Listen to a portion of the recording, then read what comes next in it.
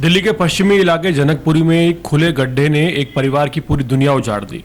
इस हादसे में 32 वर्षीय कमल की मौत हो गई, जो कि HDFC बैंक में असिस्टेंट मैनेजर के पद पर कार्यरत थे। कमल कैलाशपुरी के रहने वाले थे और रोज की तरह रोहिणी स्थित अपने ऑफिस से बाइक से घर लौट रहे थे। किसी को अंदाजा नहीं था कि घर की ओर बढ़ता यह सफर उनकी जिंदगी का आखिरी सफर बन जाएगा। परिजनों के मुताबिक कमल रात के समय ऑफिस से निकले थे और रास्ते में परिवार से लगातार फोन पर बात भी हो रही थी, लेकिन जैसे जैसे वक्त बीतता गया संपर्क टूट गया। देर रात तक जब कमल घर नहीं पहुंचे तो परिवार की चिंता बढ़ गई। परिजनों ने ढूंढने की कोशिश की। रात भर सड़कों पर भटकने के बाद कई बार पुलिस थानों के चक्कर काटे। आरोप है कि इस दौरान दिल्ली पुलिस की तरफ से ना कोई ठोस कदम उठाया गया और ना ही गंभीरता दिखाई गई। परिजनों का कहना है कि उन्होंने सिर्फ चक्कर कटवाए गए और इधर उधर भेजा गया, जैसे गुमशुदगी की रिपोर्ट की शिकायत कोई मामूली बात हो। सुबह तकरीबन 7:30 से 8 बजे पुलिस को फोन आया, जिसके बाद उन्हें सच पता चला। उनके परिवार को तोड़कर रख दिया। जनकपुरी के इलाके में सड़क किनारे एक गड्ढे में कमल अपनी अपाचे बाइक के साथ मौके पर गिरे हुए मिले। परिजनों ने देखा कि गड्ढा लगभग 15 से 20 फीट चौड़ा है और काफी गहरा था। हैरानी की बात यह है कि कमल ने हेलमेट पहना हुआ था, इसके बावजूद उनकी जान नहीं बचाई जा सकी। ये साफ दिखाता है कि हादसा कितना भयावह रहा होगा। स्थानीय लोग और परिजनों के अनुसार जिस जगह जनकपुरी में यह हादसा हुआ है वहां दिल्ली जल बोर्ड का काम चल रहा था। सड़क को कई दिनों पहले खोदा गया था, लेकिन उसे ना तो ठीक से ढका गया और ना ही किसी तरह की बैरिकेडिंग इस बहुत बड़े गड्ढे के आसपास की गई। सबसे चौंकाने वाली बात यह रहेगी, कोई भी चेतावनी बोर्ड या सांकेतिक बोर्ड भी नहीं लगाया गया, जिससे आने जाने वाले लोग सतर्क हो सकें। रात के अंधेरे में ये खुला गड्ढा मौत का जाल बनकर खड़ा था। ये घटना सिर्फ इसलिए भी गंभीर नहीं है क्योंकि ये एक जान चली गई है। जनकपुरी कोई दूर दराज का या पिछड़ा इलाका नहीं है, बल्कि दिल्ली के वेस्ट डिस्ट्रिक्ट का एक पॉश इलाका माना जाता है। यहाँ से रोजाना हजारों वाहन गुजरते हैं। इलाके के विधायक और दिल्ली सरकार में कैबिनेट मंत्री आशीष सूद यहीं के हैं। परिजनों का आरोप है कि हादसे के बाद सिर्फ आश्वासन दिया जा रहा है, लेकिन जमीनी स्तर पर जिम्मेदारी तय करना या तुरंत कार्रवाई करने की इच्छा शक्ति बिल्कुल नजर प्रशासन और सरकार में नहीं आ रही।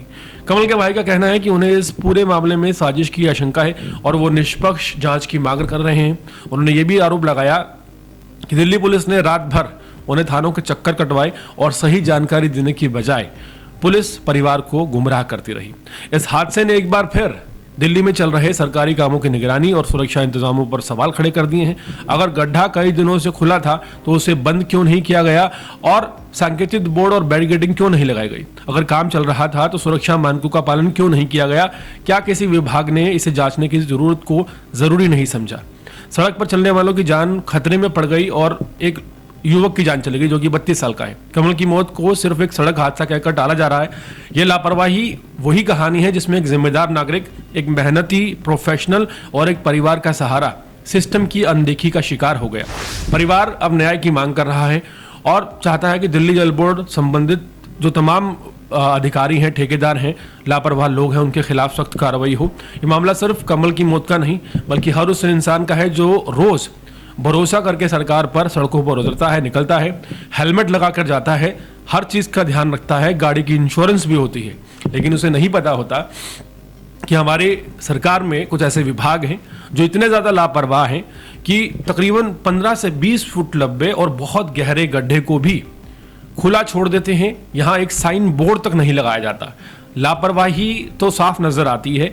यहाँ पर एक बात और सोचने पर मजबूर करती है कि दिल्ली सरकार में जब इतना बड़ा खड्डा खोदा जाता है दिल्ली जल बोर्ड के द्वारा, तो वहां पर बैरिकेडिंग आखिर क्यों नहीं लगाई गई?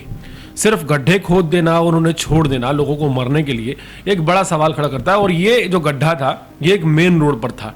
इसमें सवाल इसलिए भी खड़े होते हैं कि रोड को लेकर जब आप बाइक खरीदते हैं, जब आप इंश्योरेंस कराते हैं और तमाम तरह के टैक्सेस वसूले जाते हैं, लेकिन जब जान किसी की जाती है जिसने सभी मानकों का पालन किया है, हेलमेट भी लगाया है, इंश्योरेंस भी करा लिया है, पोल्यूशन भी करा लिया है, तो इसका जिम्मेदार कौन है और कितने लोगों पर कार्रवाई होगी ये देखना काफ़ी ज़्यादा इम्पोर्टेंट है। क्योंकि ये वही जगह है जनकपुरी की जिस जगह के विधायक दिल्ली सरकार में आशीष सूद मंत्री हैं सोचिए सरकार में मंत्री के क्षेत्र में अगर इस तरह की लापरवाही सामने आ रही है तो बाकी इलाकों का तो क्या ही हाल होगा। हाल फिलहाल परिजनों ने गंभीर आरोप पुलिस प्रशासन पर भी लगाए हैं कि जब रात को उन्हें इन्फॉर्म किया गया तकरीबन 11 बजे तो कोई भी ठोस कार्रवाई करने की बजाय उन्हें इधर उधर घुमाया गया और सुबह 8:03 पर ये पुख्ता हो जाता है कि शख्स की जान चली गई है। हाल फिलहाल बड़ी और हैरान करने वाली बात यह भी है कि अगर जिस वक्त ये शख्स कमल, जिसका नाम बताया जा रहा है, गड्ढे में गिरा था,